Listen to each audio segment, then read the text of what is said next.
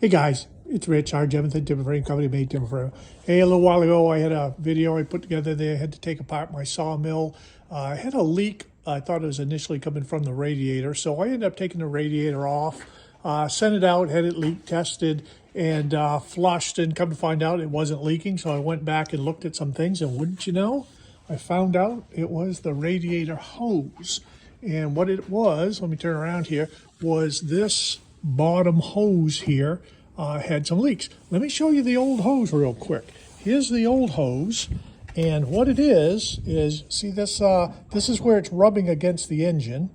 Okay, so that's a problem.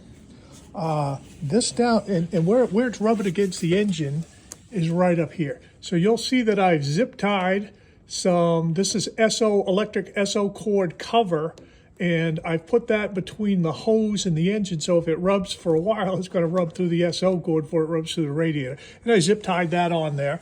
The other thing is, I'll show you on the hose here, it rubbed right here on the hose. So what I did was I went into the grill over here, and I zip tied the radiator to the grill, so that way we won't, rub a hole in it from one of these bolts. And then another major affair is right here in this corner from the shroud. It rubs there, and that's where this is right here. So again, zip tied that in there, put a piece of SO cord, so now we've got SO cord between the radiator shrouding, the metal housing, and the radiator hose. I zip tied the radiator to that shrouding to pull it away from these bolts. So now I should have a pretty good system.